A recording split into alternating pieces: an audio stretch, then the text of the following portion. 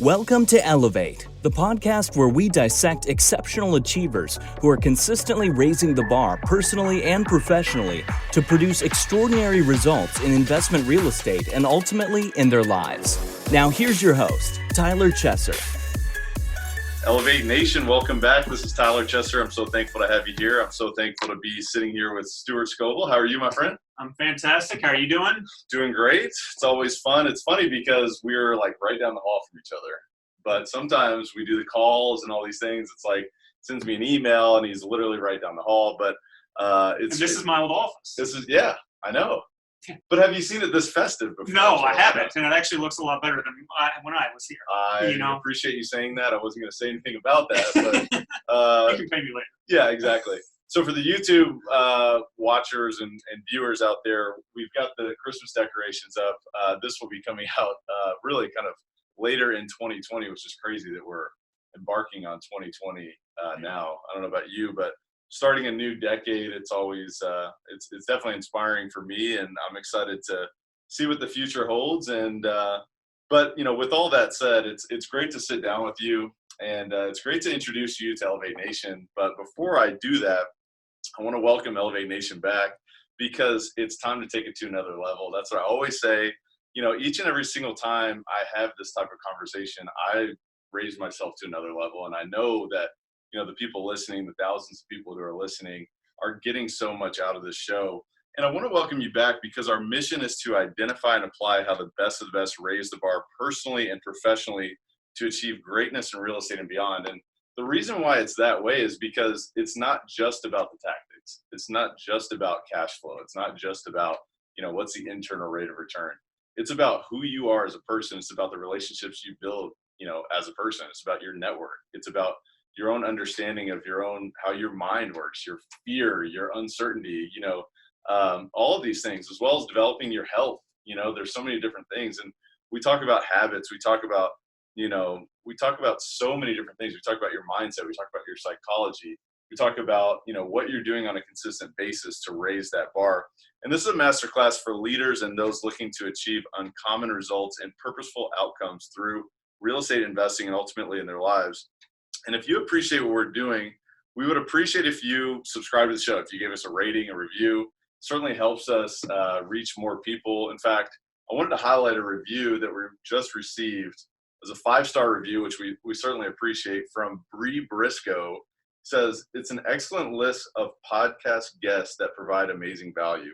Great mix of personal and professional development that you don't always see in podcasts. And so sometimes I get bored with just real estate talk, man. And, I've come to realize that real estate is so much more than just real estate. And so that's what we're going to talk about today. But with that long-winded introduction, I'm going to introduce you to Stewart Scovil. And so I have a very deep bio here, as we were just talking about. So I'm going to give you sort of the Cliff Notes version here. But I know Stewart really well, and I'm excited about this conversation. So prior to combining companies with Jason Mittman to create Only Epic Holdings, Stewart Scovil was the owner and president of Scovil Real Estate. Scovil Real Estate focused on construction, development, and asset management in residential and commercial real estate.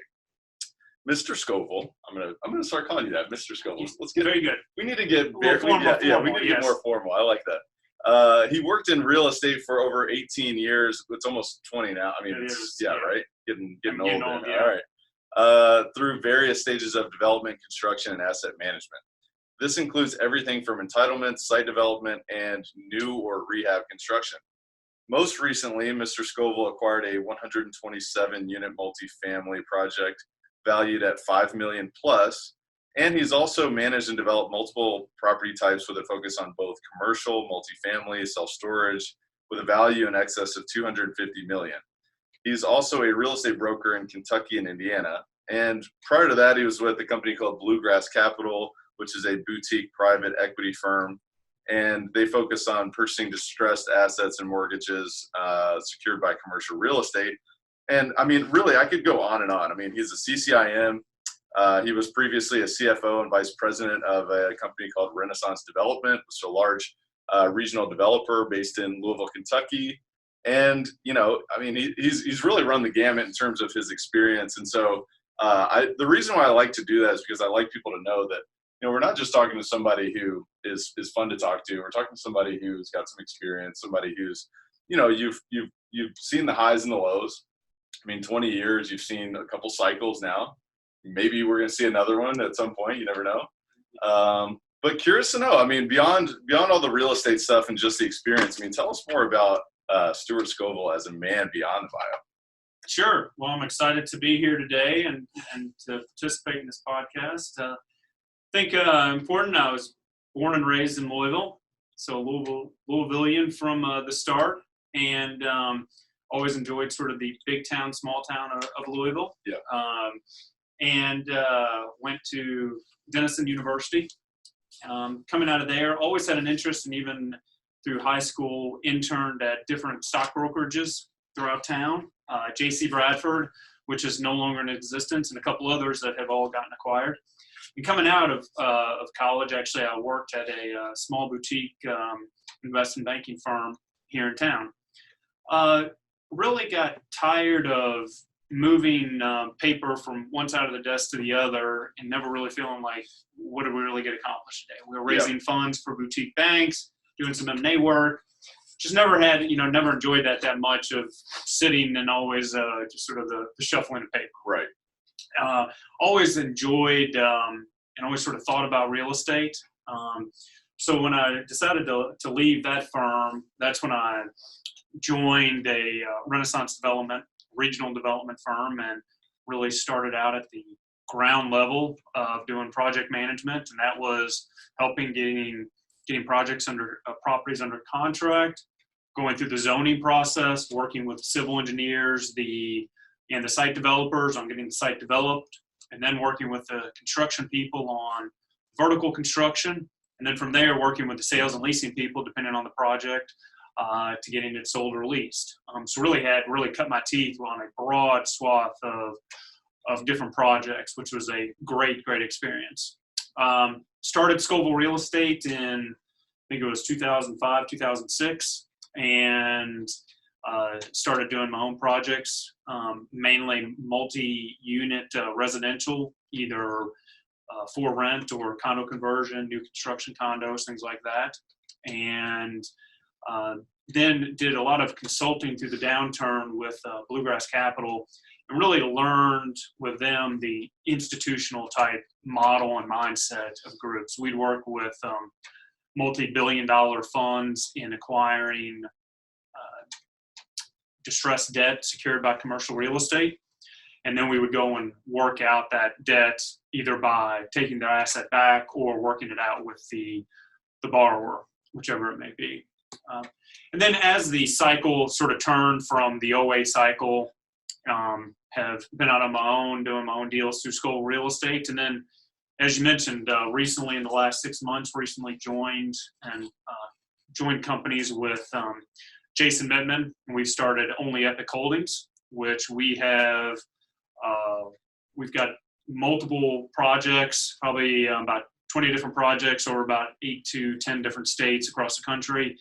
Acquiring another one in Texas, have another project under contract in Colorado right now. And all those are typically deals that are in one way or another value add or have hair on them. But when we look at a project, we look at it a little bit differently than some groups may. We're not product type focused. We ask ourselves some key questions before we even look at the financials. And that is it something that we'd be proud that the community knows we own? Is it something that we'd like to own in 20 years? Is it something that we'd be proud to take our family to? It's those type of questions, that high level type things, that not including anything with the financials of it, but we want to be proud of the property and be able to hold it long term. So that's how we look at different projects. And both Jason and I have almost 50 years of experience, and we can work through a lot of different avenues and different creative formulas to get a deal done that other people may not or may be worried about, but because of our experience, we can put together interesting deals. I love it. I mean, there's so much there. Just kind of going back to just a few of the things that you mentioned, kind of growing up or as you kind of began your professional life, you seemed like you were interested in finance, right? You were kind of working in stock brokerages, and you felt like you were pushing paper to a certain degree, but then you found a way to apply that experience into real estate and were able to cut your teeth in different ways and kind of grew and expanded to the point now where you're doing projects over multiple, many different states, 8 to 10 different states. And I love that. The key questions that you mentioned there, these are really good. I mean, sometimes we talk about criteria so much. People, well, my criteria is, 15% IRR and it's value add and it's B and C class and A class locations or whatever, Yep. And I actually thought it was a good takeaway about, the 3 key questions are, would I be proud to own this? Number 1, would I be proud to own this in 20 years? And then also, would I be proud to bring my family here? So it's like the key component I thought was really, really good and a great takeaway. But I'd be curious to know, we talked a lot about, tactics and not necessarily tactics, but just in terms of your experience of real estate. But I'd be curious to know as a person, I mean, you and I, we talk about personal development all the time. I mean, that's one of the things that, we've talked about journaling, we've talked about, meditation and just health and fitness and those kind of things. But just not necessarily on those lines, but when was it that you became that type of person? Was it when you found out that it was such a competitive industry or like a challenge to succeed? Or was it something before you were professional to where you're like, hey, I'm not living this common life. I'm doing anything it takes to live a great life and live an uncommon life. Was there a moment or was it a process for you? I think it's always, I don't know about a moment, maybe a little bit of both, I guess. Yeah. While I was actually, I've been previously was also a semi-professional cyclist. So in a very, in a sport that you had to focus 100% of, what are you eating? How much, how much are you drinking? How much sleep are you getting?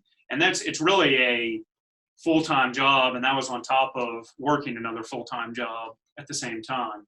So great experience on just being competitive and knowing of like, hey, you just sometimes got to mentally push through and get things done. But I think, from an elevate type of situation, I was never one, there was times during college I might have like an internship at a bank and you see some people sitting there, nothing wrong with, it's all different people's mindset, but if I'm sitting there in a job and I know that no matter how hard or little I work, I'm going to make the same amount of money at the end of the year, that just drives me crazy. Or, oh man, I'm going to get a bonus. I'm going to get a bonus of a couple $1,000. It's like, That seems crazy. I'm much more of, and I don't know if it's a risk taker or how to mitigate risk to go, okay, well, some years you may make, 25% of what you potentially, in other years you make 200% of what you potentially could. Yeah. And it's that, wanting to build something greater than just automatically knowing that, okay, I'm going to go into my job and, just grind it out, over 30 years. Mm-hmm. So it's always been sort of, I guess, that entrepreneurial type spirit. My parents owned their own business and I grew up in that industry, and that mindset. And so I think that's what I really take is like, I'm just not going to work that normal 9-to-5 type job. And which, as you and I probably both know, there's probably times you're like, man, that'd be pretty nice. Wouldn't have to deal with everything 100%. else I'm dealing with. Yeah. But you and I have been on properties, on noon on Saturday talking and, spending a couple hours that other people may not, but trying to do it to benefit ourselves even more. Are you someone who is looking to seriously elevate your life this year? I mean, now, this year, 2020, because I want to let you know that I am currently opening up a few coaching spots for people like you who want to close the gap from where you are to where you want to be. And I want to invite you to visit coachwithtyler.com. Again, that's coachwithtyler.com. I have to tell you, this is not for everyone. This is only for those who are defiantly committed, those who are decisive, those who are coachable, those who are resourceful, They're willing to do whatever it takes. They're willing to sacrifice time, energy, and invest resources into themselves to get to where they want to be, to live life at the highest level, and to elevate to a life without limits. Exactly what we talk about on this show. If that is you, I invite you to visit coachwithtyler.com. Again, that's coachwithtyler.com. Yeah. Well, and I mean, this is going to be a really useful conversation selfishly for me, because I want to know, sometimes when you think about like the ups and the downs of that type of life, how do you stomach it at times, especially over a period of 20 years? I'm sure you had those years where it's like, man, this is 25% of what I could have made. And it's not necessarily all about money, but of course, cash is king and cash flow is important, of course. So, I mean, how have you stomached that over the years? And I do have a couple other follow-up things I want to talk about what you just said too. Yeah, it's just, I think it's looking at the long term and just continually moving forward. And my partner and I'm definitely that same way of, the whole Winston Churchill of never, never, never give up. Mm-hmm. Just keep pressing forward. Yeah. And I think a lot of that has to do with athletics, oddly enough, of like, I'm still, while I'm not racing professionally, still very fit and work out at least 5 to 6 mornings a week. And that thing of like just continually moving forward, continually trying to get better.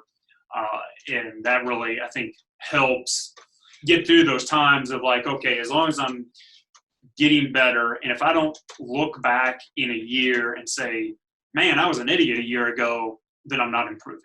Mm-hmm. That's awesome. One other thing you said was that you were like, well, maybe I'm not necessarily a risk taker, but I'm a risk mitigator. What do you mean by that? Well, it's always, I think with any real estate or any business ownership, you try to protect the downside risk. Yeah. If you invest dollars or time or whatever it may be, but let's just say dollars, and if you never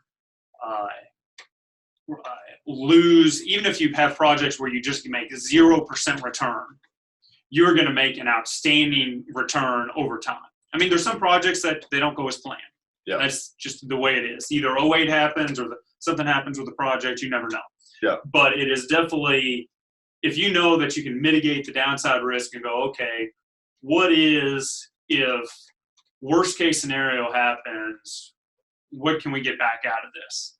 And what is then you look at the flip side and you go, okay, the worst case happens, we're going to lose, say we're going to lose 10% of our capital. But if even the moderate case happens and we're going to make 100% of our capital, it's like, okay, that's probably worth the risk. And then how do you sort of mitigate those risks? And again, it's being very creative and having, I think, a good network of people who will support you, and you can just ask questions to. I mean, I think that's the key thing. And that's one group that both Jason and I are involved is the Society of Exchange Counselors, the SEC, and then also the locally, the CRE group, Kentucky Real Estate Exchangers.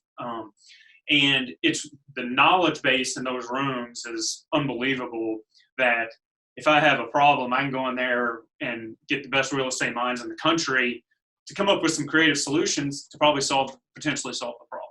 Yeah. So it's that type of relationships and knowledge that is priceless. So, I mean, it sounds like, and this is one thing that I've adopted, I would say over the past couple of years, is really kind of a probability mindset.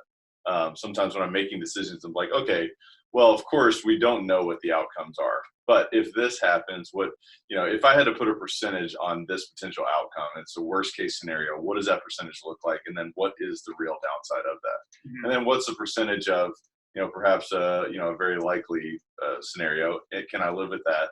As well as what's the percentage chance of this great upside? Is it worth the risk of those other, multiple outcomes? So I just thought that was really useful. And also just knowing that you can fall back on a strong network that can also help you. It's like, hey, you know what? I've been depositing into other relationships. Now I know that, these other people are going to support me, because there's going to be times where other people need you to support them as well. So that's one of the best things I think about real estate, is that it's such a community type of endeavor. Yeah. You know, you're not alone as long as you develop the right relationships. Yep. So I love it. So tell me about, I want to fast forward a little bit to today. Obviously you formed Epic Holdings and you guys are doing great things. You're so creative and open to these possibilities. I love the questions that you mentioned earlier, but I'd be curious to know, what's an example of how you guys have raised the bar recently in your business? You know, something maybe that's a little bit out of the norm, if you had to say.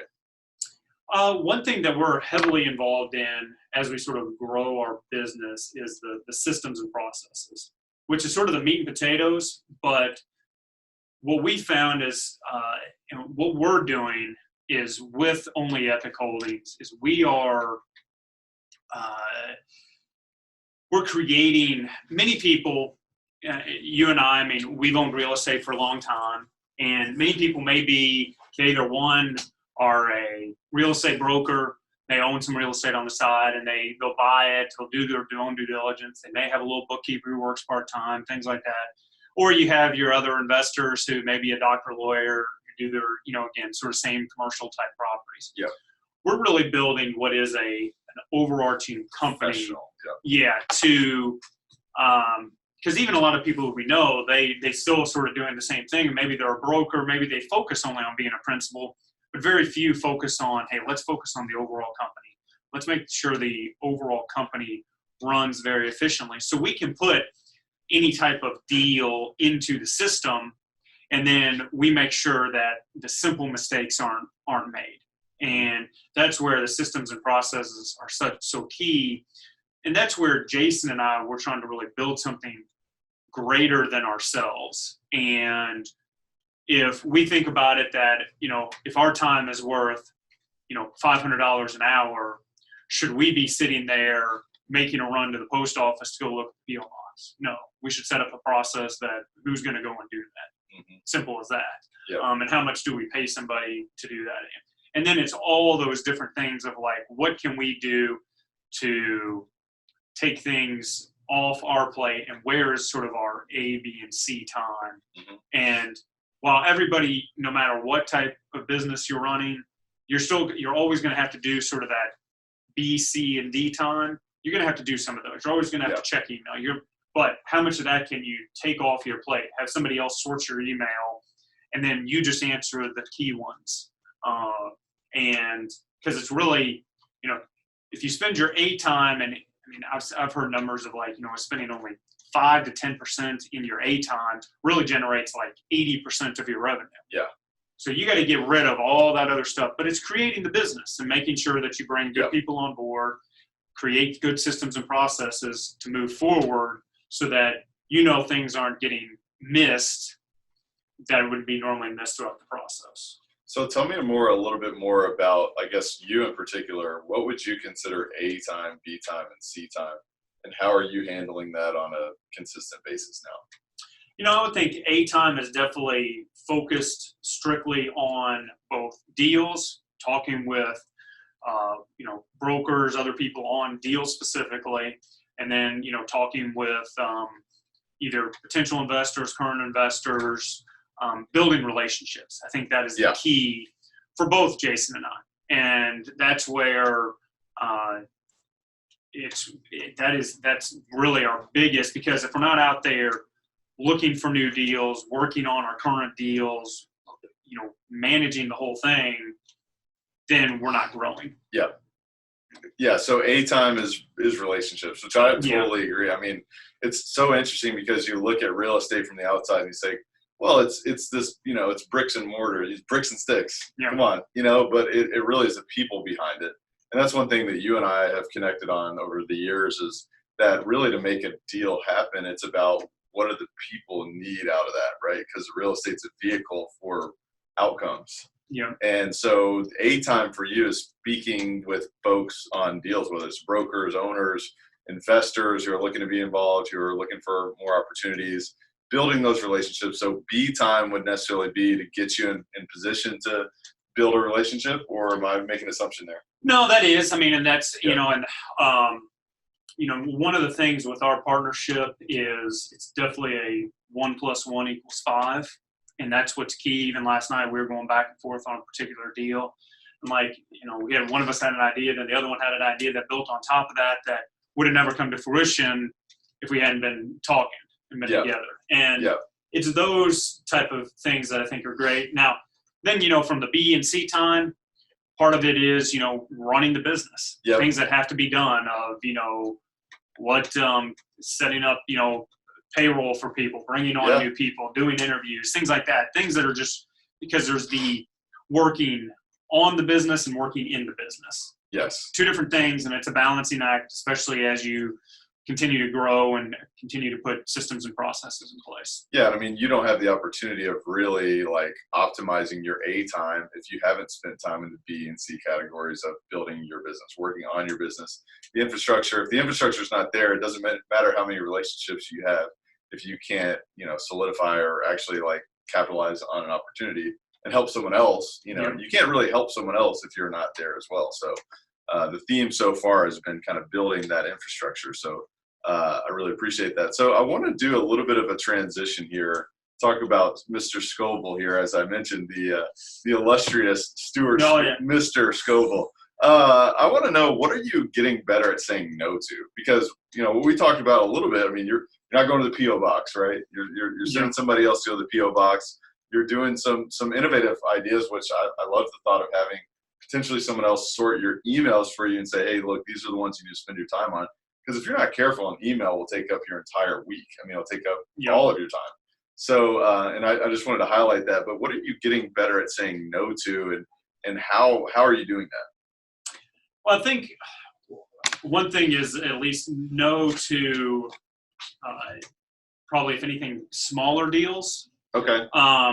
And deals that that really you start to learn the longer you're in business that, as you're well aware, it takes just as much time to, if not more, to deal with if you buy a little fourplex as if you buy a 100-unit apartment complex. And probably it takes more time because it's actually more efficient on the 100 units. Right. So it's saying no to those type of things. It's also, we always have a problem of, because we're sort of entrepreneurs, we think we can solve all the problems. We have sort of that shiny syndrome. 100%. And knowing that we go, we might look at something and go, wow, we really need to do that. It's like, sometimes we look at each other and like, we're crazy. So it's those type of things to know, step back and go, no, we do not need to do that deal. We need to step back and focus on what we know best. Mm-hmm. It's not easy. I mean, I know for sure it's like, well, come on, that's an opportunity. I mean, you either make some money or, it seems easy. It's like low-hanging fruit, but the opportunity cost is something that I know I have to always continually remind myself of. Yeah. And it is really interesting that you say that, because I've talked about this a lot, and I've had other people ask me, well, should I just go big? Should I just go big off the bat? Because, like you said, I think there's a lot of validity to the fact that a larger deal, you spend as much or perhaps at sometimes even less time on a more professionally managed type of an opportunity, whether it's multifamily or many other asset classes. I do think there's value in learning smaller. I don't know if you would agree on that. I would definitely agree. Yeah. I mean, you got to learn, and so many people just build their way up. And I mean, there's something to be said for that, because if you're the one managing that fourplex, you understand what the manager is going through. Yes. You understand the intimate details, and you're learning about real estate. You're learning how a hot water heater works, how an HVAC system works. You're learning about the physical real estate. So then when you walk into, 100,000 square foot commercial building, it's the questions to ask. Yeah. That's the key thing. Because I think when you're early on like that, it's you don't know what you don't know. And you might get a little too detached from some of the details that are extremely important when they add up, especially on a larger deal. That's when you can start to get in trouble. Yeah. Tremendously. So that's really, really good. So tell me about habits. I mean, what's a couple habits, one or two, that you would say are really important for you to set you up for success? Well, as I mentioned, definitely fitness, huge, important. It's amazing that if I don't work out for a couple days, no matter what I'm doing, I'm just sort of get very grumpy. Same. Gotta always be working out. Always try to drink a bunch of water. That's, a constant. try to journal every morning, really talk about what I'm grateful for, some things, some overall goals that I'm looking to accomplish. And then I think one thing is really trying to use my time wisely, as we've sort of discussed, but more the morning time more than anything. And everybody's different, but generally the morning in terms of, anytime before lunch, of really focusing on what I want to get done, making sure I get that done. And a lot of times it may not be the hardest thing, but it's, thinking about, hey, what's that one thing that I want to get done today, and get that done first thing in the morning, work through it, get it done, and then move on with the day. So you would say that there's always like one thing, this is a must accomplish today. That's correct. Yeah. So let me ask you this, because one thing I've failed on myself on this is, all right, I have my one thing, or maybe I have 3 tasks, or maybe it's 5 tasks. I've noticed that, at times I'm like, some of the things are out of my control. It's like, get this deal under contract. It's like, well, I could just make the call and have the conversation. That's more so in my control. The other party may not agree, or whatever it may be. Negotiate, the deal, negotiate the terms of the deal. Do you try to remove things that are out of your control when it comes to the one big thing that you want to accomplish in your day, or how do you work with that? That it's a great question. Sometimes, because I've been in deals where it seems like it's just at a roadblock. Yeah. And just like, well, what is the next physical thing that I can do? And I think you've got to take a step back, and that's where I think network and different things, your relationships come into play, where you can go talk to people and go, hey, what should I do here? Here's the situation. What's my next step? Yeah. What could I potentially do? Who else could I call? How could I approach this? Yes.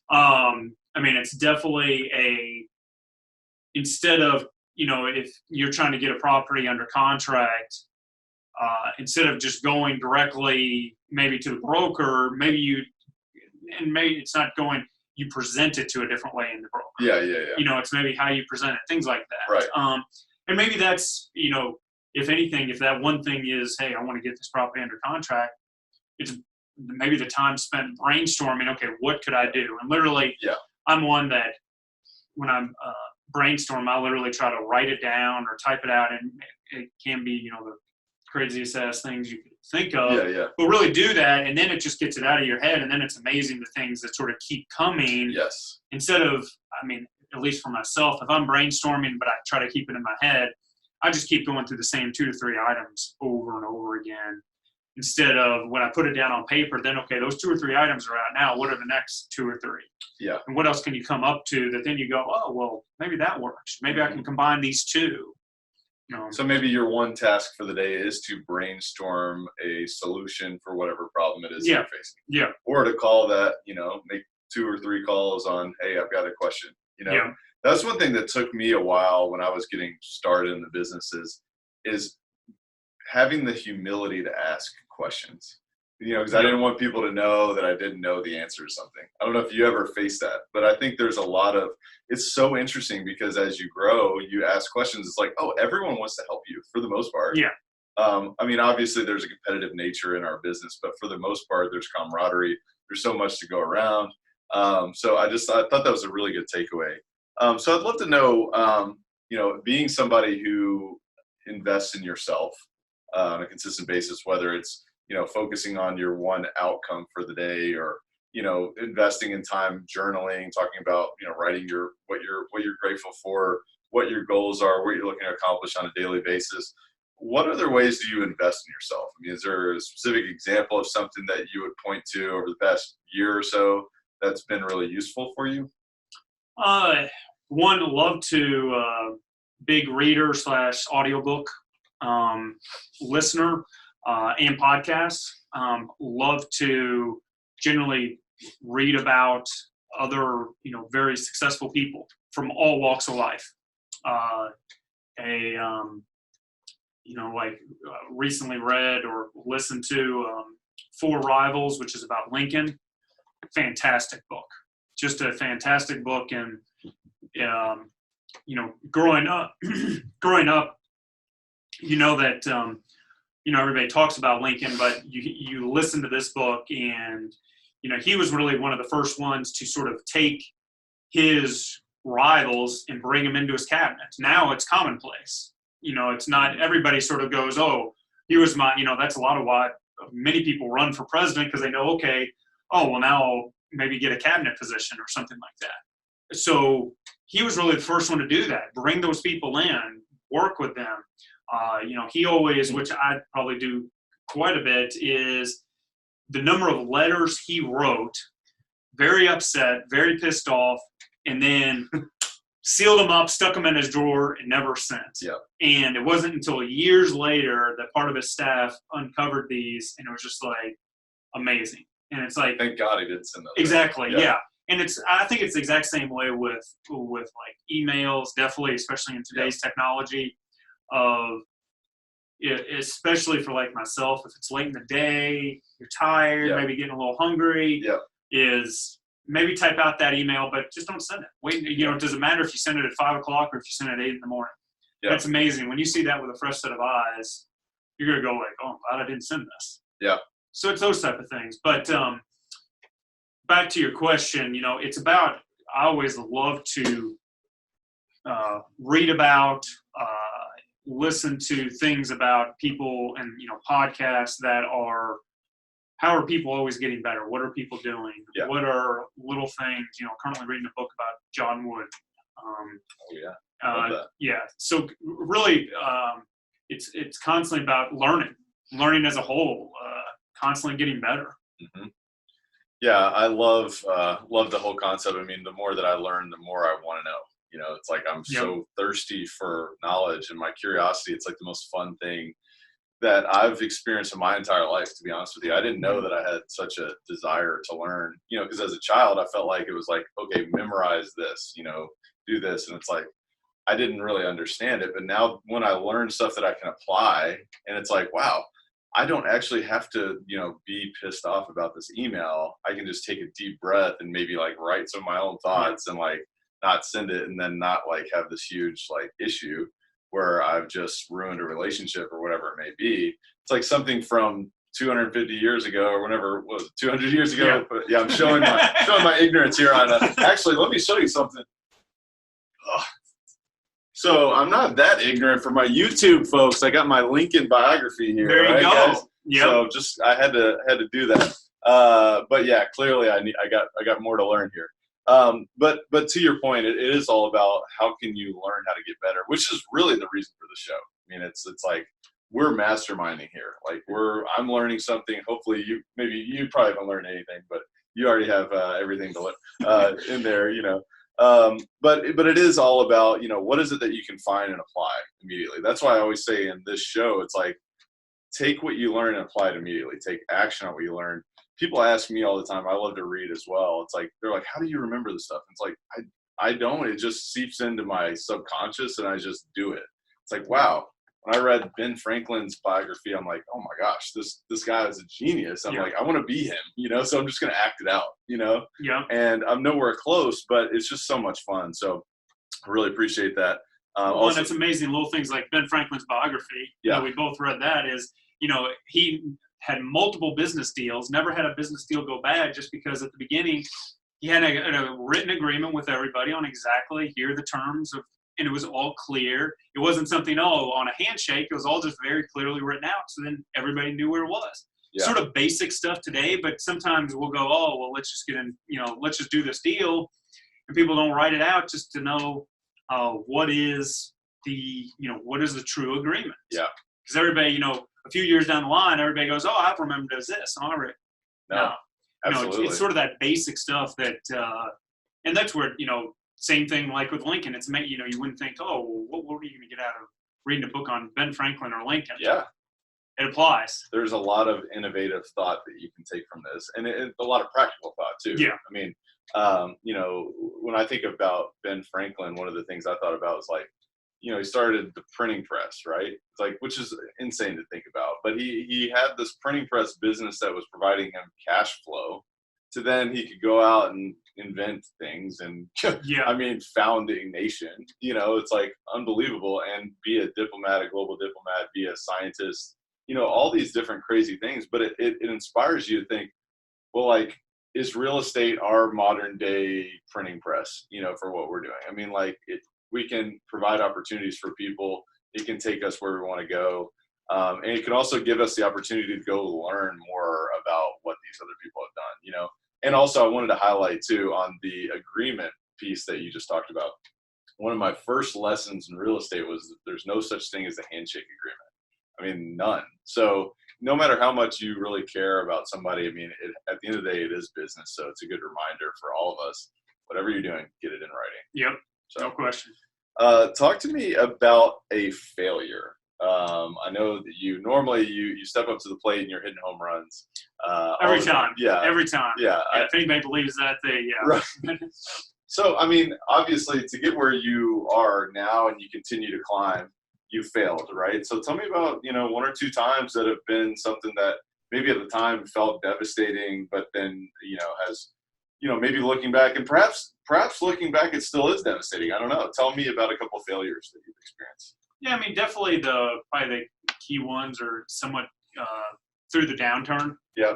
Through '08, and where before that money was cheap and you could put any deal together.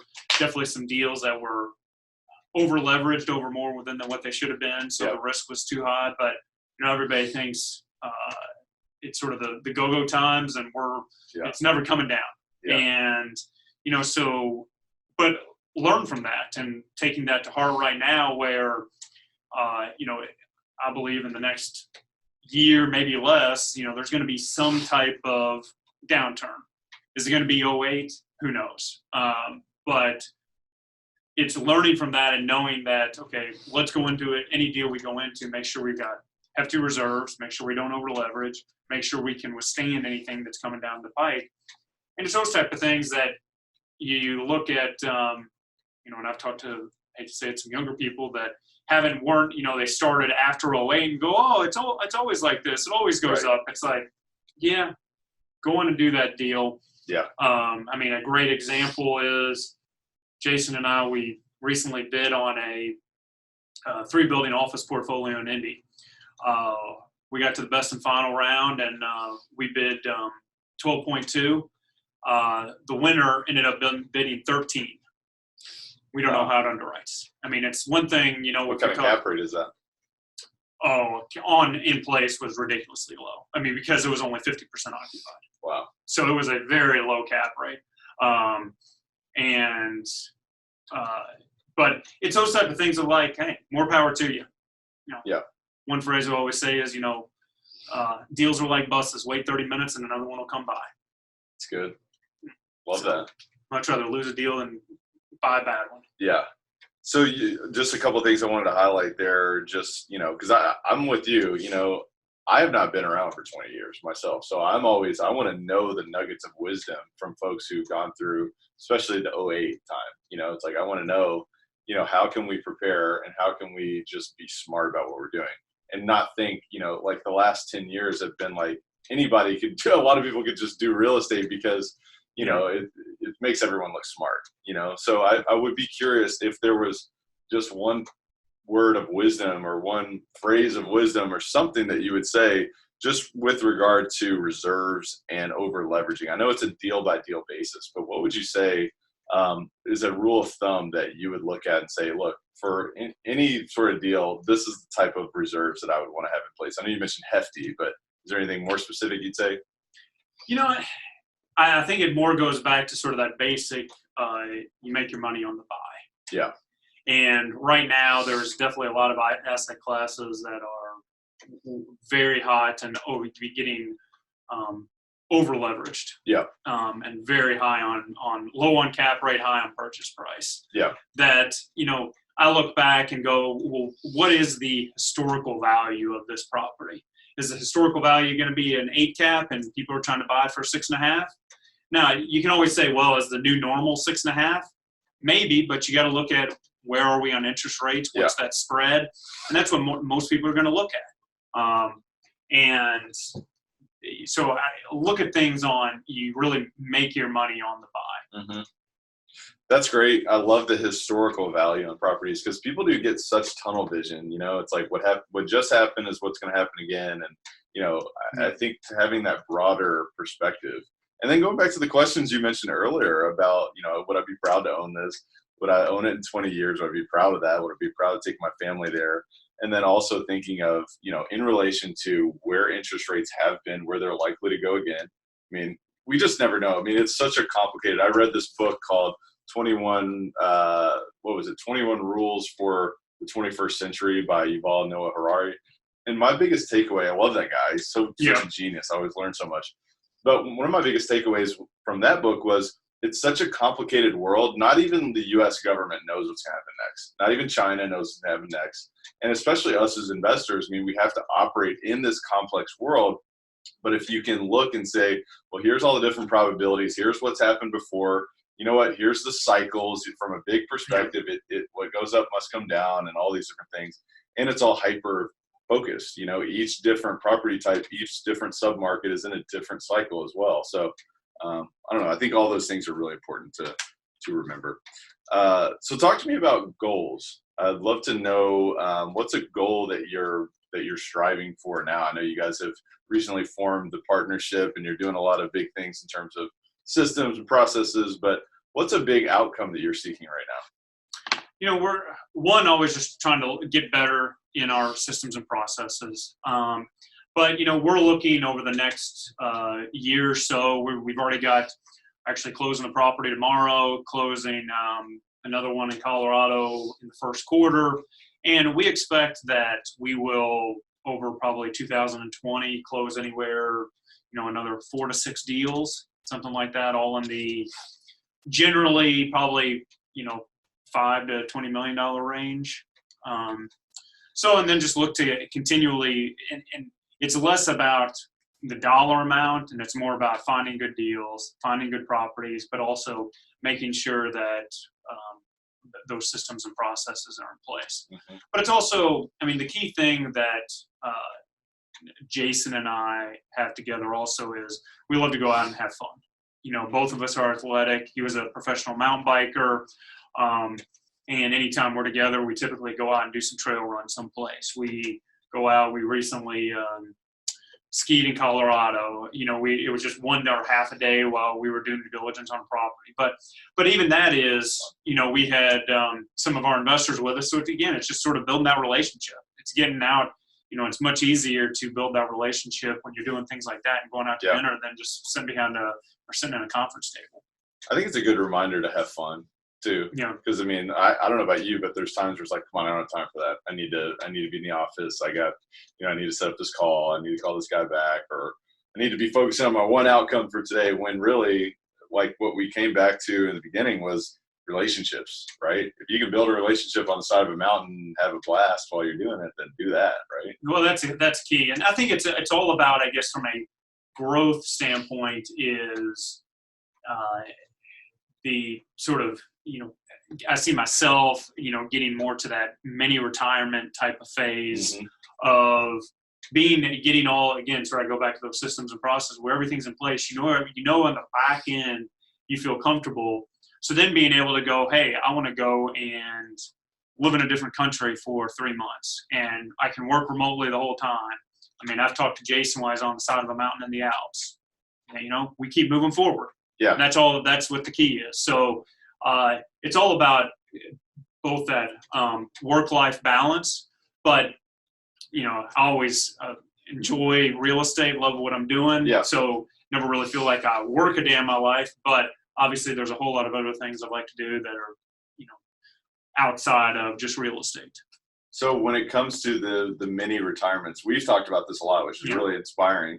I think it's something that we all have to remember. It's like there's so many potentials out there. You can do anything you want if you really allow yourself to believe that it's, available to you, right? Right.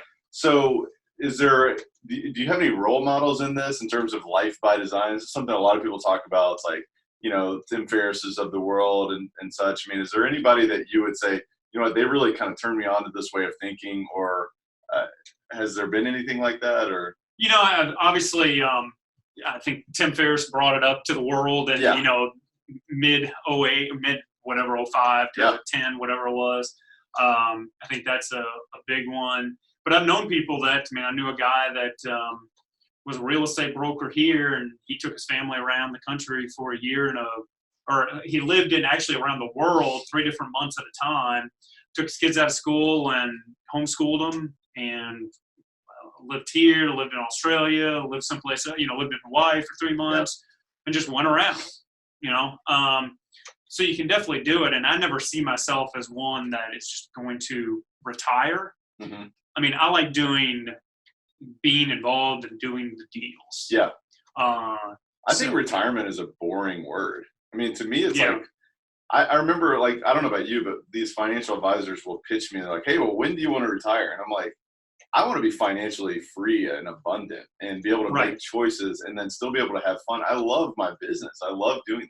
But it's like, for me, I just think about rotting on a beach. And it's like, I don't want that, Yeah. I mean, there's only so many rounds of golf you can play and things like that. It's like, I'd much rather continually be involved in the deal. Yeah. And I think it always goes back to the lottery question. So you win the lottery, what do you do? Yeah, everybody says, oh, I'm going to travel. I'm going to, for a couple of years, do this, do that. Then what do you do? Well, if I think about that for myself, I would go, well, I'd probably, start driving around, maybe look at an old building or old house. And maybe I can buy that and rehab it. It's like, well, hell, that's what I'm doing now. Yeah. So why stop what I'm doing?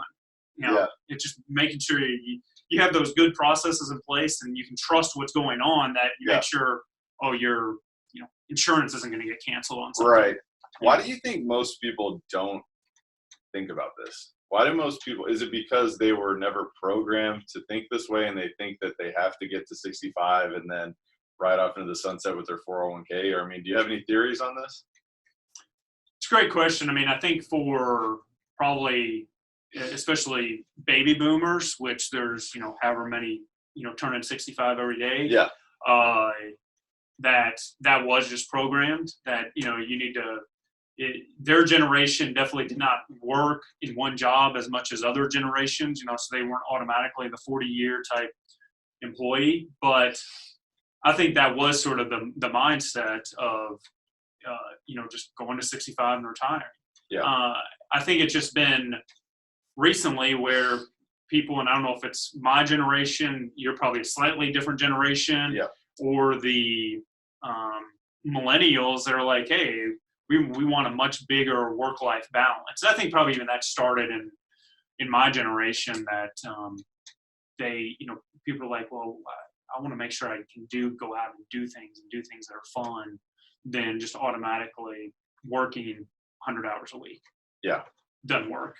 I just think it's really interesting because still, even with like the podcasts, like books, so much information out there that like anything is possible, still there's so many people just filing in line and not willing to face their fears and get beyond a little bit of uncertainty and a little bit of that, perhaps some up and down of saying, hey, look, this year I may only, make 25% of what my potential was.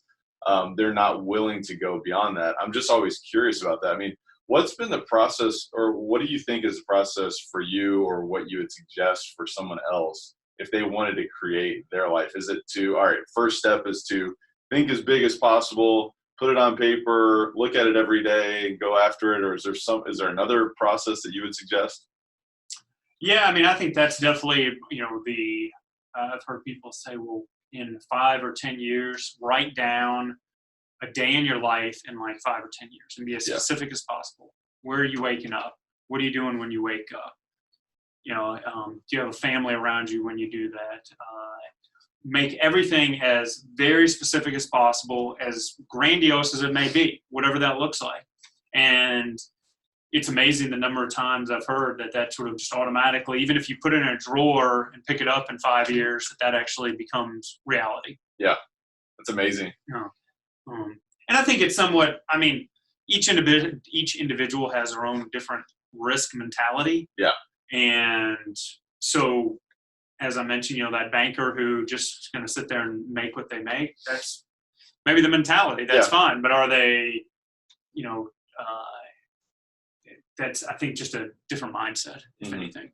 Yeah. And I mean, our audience here is really trying to live life at the highest level. I mean, that's everyone's goal here. And that's why we talk about elevate, because, it's about taking that next step to the next level. It's like climbing that mountain. We're talking about skiing down the mountain. We're talking about having phone calls on the side of the Alps. I mean, we want to scale those mountains and we want to look for the next one. Just as an example, I mean, I was just on a trip this weekend. I literally just got back last night, and it was great to get away for a few days and have some fun. But then as the plane was landing, I'm like, I'm excited to get back. I'm excited to get back and grow and become more. That's an adventure in itself. Oh, yeah. So I'd be curious to know, what's the driving force behind what you do overall? If you had to sum it all up, what's the driving force? It's a tough question. I know. It's a great question. Yeah. I think it's some of it's definitely to be grateful for what I have, grateful for family, partner, abilities, and being able to continue to grow. And really looking forward to the future and what may come, and just taking it day by day. Love it. So it is all about that growth. I mean, it's about becoming more. Like, one thing I learned from Tony Robbins is, like, everybody's got different human needs, right? And they could be in these 6 core human needs, but if you can learn what yours is, if it's growth and it's about helping other people grow, I mean, that's when you're really going to start to feel that satisfaction, that fulfillment, that shiny word of fulfillment. So from here, I want to transition into our rapid fire section. Okay. It's called our Rare Air Questionnaire.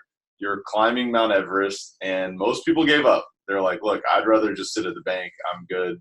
And that's fine. Like we've said, I mean, we're not saying these are bad people, but what we are saying is that to live the life at the highest level, there's certain things that you've got to do. There's certain mindset you've got to embody. And so we've talked about some books, and you've talked about your love for books, podcasts, audiobooks.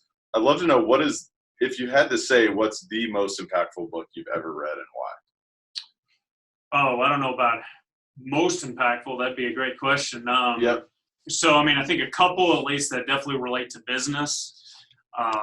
One is Never Split the Difference. Love that book. By Voss. I forget his first name. Chris. That is a fantastic way to think about deals and how to negotiate stuff. And I've actually just recently gone back and on a particular deal, part of a deal I was negotiating, like how should I even just phrase this? Yeah. I think that's a fantastic one. I think another one is Checklist Manifesto. Mm-hmm. Fantastic book of how much, and that gets sort of into the systems and processes of how much can you just don't make a mistake twice. Yeah. And it's sort of in some respects, a scary book because you look how how pilots do it and how errors could occur prior to different checklists coming on board. But and then I think another one that is Profit First. Great book on how to really set up a business from the financial aspect, and very simplistic, to put it that way. Okay.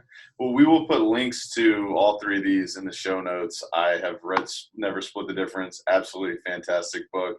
I have not yet read the other 2, but I have one of those on my bookshelf. I know it's a recommendation from you, so I need to get on it now. Yep. So thanks for the reminder on that. So I'd love to know, we've talked about so many different ways, but if you had to expand upon this thought, what's the biggest way that you elevate your life on a daily basis, outside of maybe some of the other things we've already talked about? We talked about journaling. We talked about brainstorming, focusing on your one big task for the day. I think a lot of it is definitely goal setting. Yep. Goal setting on trying to break it down on a weekly, quarterly, annual basis. And then with that, it's easier on that one task a day to know, okay, this is what the task I should be working on. Yep. Chunking it down. Right? Yep. Thinking big and then chunking it down. That's exactly what can I do right now? Yep. I always go back to the whole WIN acronym, W-I-N. What am I doing now? That's how you win. Love that. Yep. What's the biggest way that you elevate others around you? I think trying to, again, sort of impart wisdom. Now that I've been around for 20 years, I always try to, especially if people ask me, hey, can you go out for coffee? Yeah, sure. Be happy to, even though it may just be taking half an hour, imparting any type of wisdom that I can, happy to do that and trying to give back, to give other people to grow. Mm-hmm. That's awesome. Well, is there any parting thoughts or words of wisdom that you would embark upon Elevate Nation today? I think the key thing is continue to grow, continue to learn. I think that's the biggest part of life. And if you don't continue to get better, then where are you going to end up? So I think it's always learning, always growing. And as I mentioned, you always want to look back in a year and go, man, I was an idiot back then. I love it. I love it. So, well, hopefully we look back on this in a year and cringe. I hope so. Exactly. Always learn, always grow. And this has been a lot of fun, man. I really appreciate you sitting down with us today. Yeah, no, I appreciate it. Absolutely. So if Elevate Nation wants to stay in contact with you, how can they do that? The best way is our website, and that is onlyepic.com. Perfect. Yeah. So we'll put a link there in our show notes to the website, and definitely want to thank Stewart again, Mr. Scovil, for being on the show. Yes. And I also want to remind Elevate Nation, definitely go to the website. Obviously, take a look at what they're doing. Learn about how you can become involved with Only Epic Holdings, as well as Stewart and his partners there. But also, you've got to really re-listen to the show. I mean, because sometimes you were talking about Never Split the Difference earlier.